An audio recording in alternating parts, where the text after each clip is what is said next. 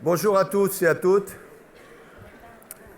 C'est pas très facile de conclure une réunion à laquelle on n'a pas assisté.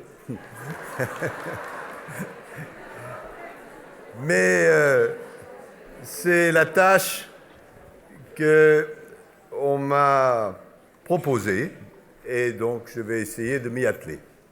D'abord, je vais vous dire le plaisir que c'est pour moi de me retrouver avec vous dans ce forum des femmes francophones. Tout à l'heure, je rencontrais une des oratrices de ce matin et je lui disais comment ça se passe. Et elle m'a dit, ce qui prouve qu'elle mérite d'être diplomate, c'est très vivant.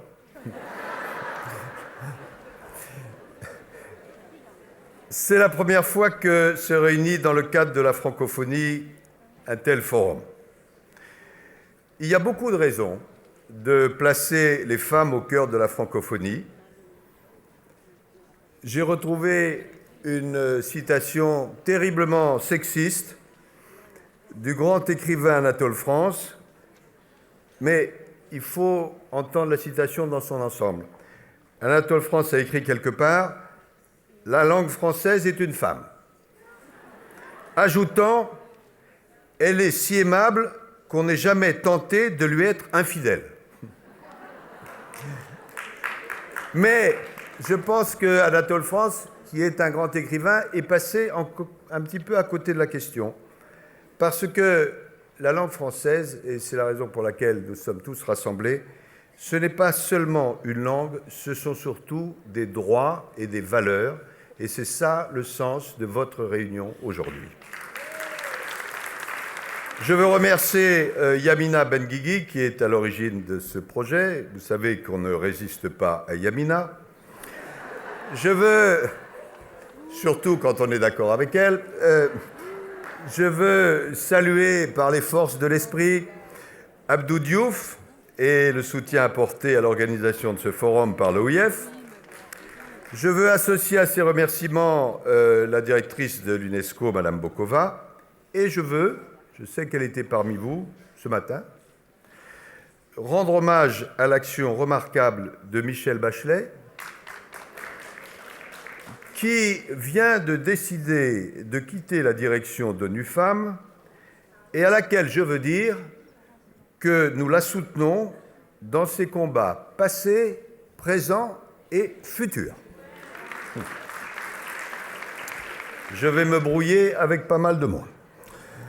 L'organisation de cette journée est partie d'une constatation qui finalement est tragiquement simple.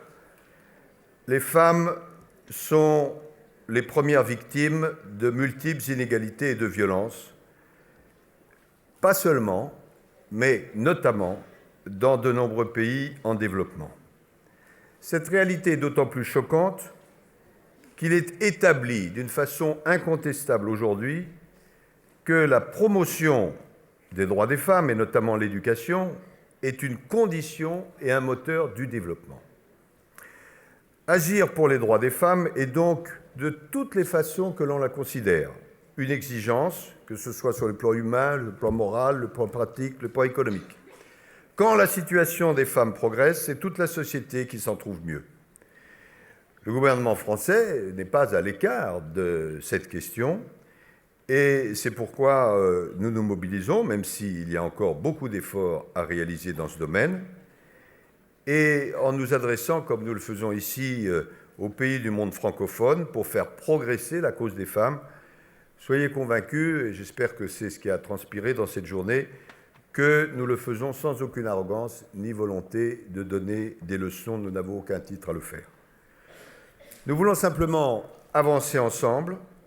C'est là le sens de la francophonie. Et c'est pourquoi la francophonie est une enceinte parfaitement adaptée pour promouvoir les droits des femmes. Je veux saluer la qualité des débats de cette journée, tels qu'on me les a rapportés. Et je vais essayer, à partir de ce qui m'a été dit, de résumer. Premier thème de cette journée, les violences. C'est un fléau présent malheureusement, peut-être pas partout, mais presque partout.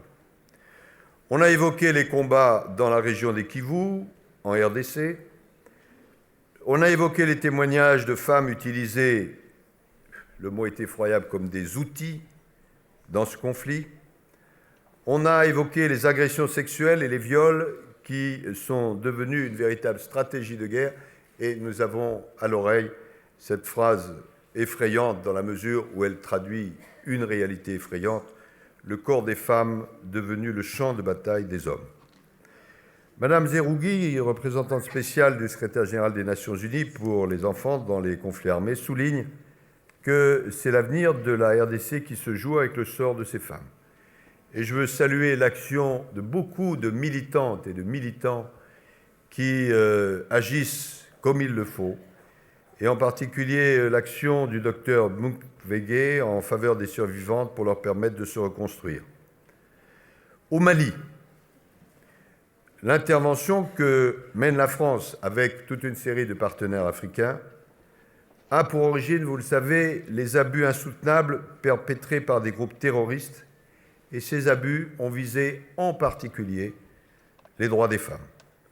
Nous devons veiller au déploiement, dans le cadre de la prochaine mission de l'ONU au Mali, qui va remplacer l'organisation actuelle, nous devons veiller au déploiement de conseillers de protection des femmes qui sont chargés spécifiquement des questions de lutte contre les violences sexuelles. Les résolutions Femmes, Paix et Sécurité du Conseil de sécurité des Nations Unies apportent des outils utiles pour mettre un terme à l'impunité et garantir l'accès des victimes à la justice. C'est une priorité.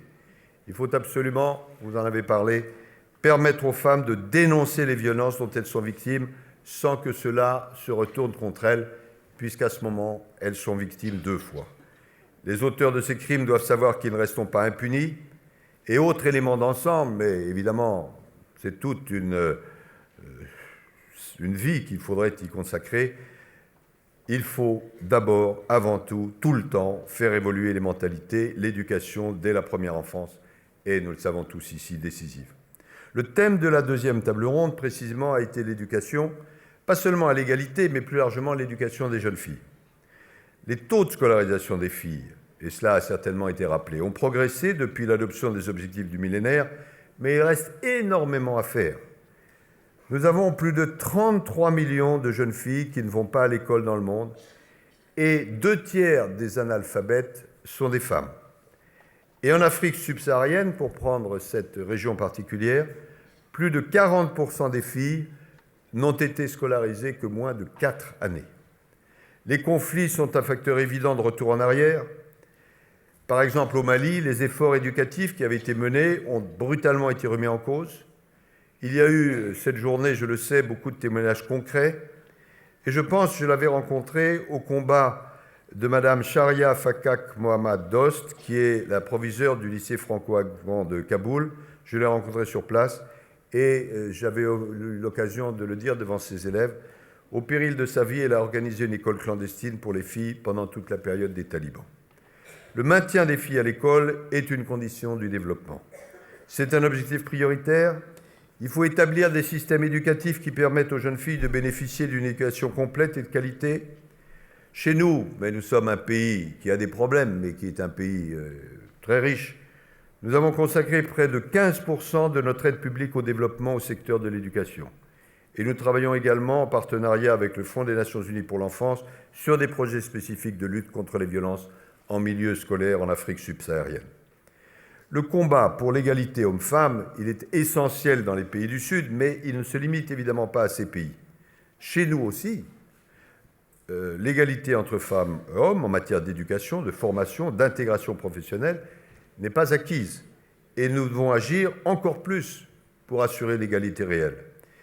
Et sans cesse revient la question dite des stéréotypes qui enferment les personnes dans des destins inégaux.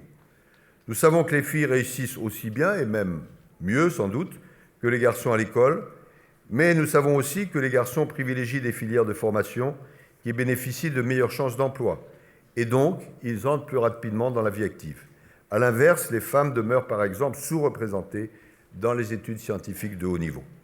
Troisième table ronde, les femmes actrices du développement économique. Au sud comme au nord, les femmes participent d'une façon extrêmement déterminante à la vie économique. Au Burkina, on me donne le chiffre, 60% des activités de production par les femmes, et elles contribuent à 70% du produit intérieur brut. Et pourtant, elles ne bénéficient pas pleinement des retombées positives de leur travail, et elles se retrouvent beaucoup plus souvent que les hommes en précarité. Là encore, il y a les stéréotypes qui représentent un énorme facteur de blocage. Plusieurs intervenantes, m'a-t-on rapporté, ont rappelé que c'est d'abord par l'emploi que va s'améliorer l'égalité homme-femme. Tous les membres de la francophonie partagent cette préoccupation. Nous soutenons, nous, la France, un projet pluriannuel qui vise l'acquisition par les femmes d'Afrique francophone de leur autonomie économique. Ce programme appuie 13 ONG françaises et leurs partenaires locaux dans l'accompagnement de femmes africaines.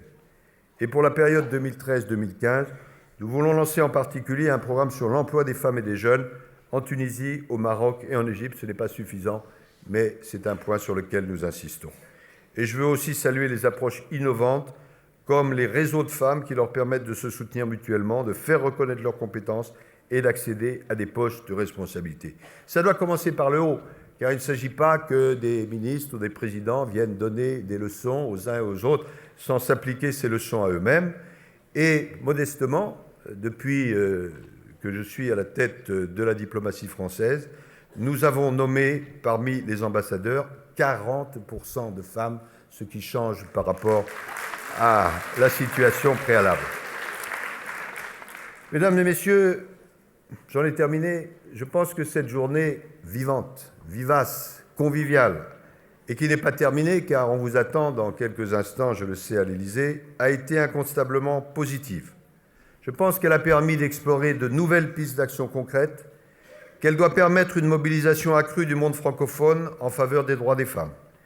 Et je veux vous remercier toutes et tous, venus parfois de loin, pour votre participation et vos contributions. Je veux rendre hommage, en terminant, en notre nom à tous, j'en suis sûr, aux femmes victimes de violences, d'inégalités, de discrimination. Je veux saluer avec beaucoup de respect et aussi beaucoup de douleur toutes les femmes qui se battent pour leurs droits. Je pense en particulier, en cet instant, aux femmes des printemps arabes qui ont joué et qui jouent souvent un rôle décisif et qui aujourd'hui sont légitimement, malheureusement, inquiètes. Je terminerai en disant ceci, la francophonie, ce ne sont pas seulement des mots et une langue que nous avons en commun. La francophonie, en tout cas pour moi, ce sont aussi et d'abord des valeurs, une certaine conception du développement, et je dirais qu'on ne peut pas être francophone authentiquement si on n'a pas au cœur et dans sa pratique le respect des droits des femmes. Soutenons-les donc, parce que les femmes, vous l'avez confirmé encore aujourd'hui, ce sont elles qui montrent le bon chemin. Merci.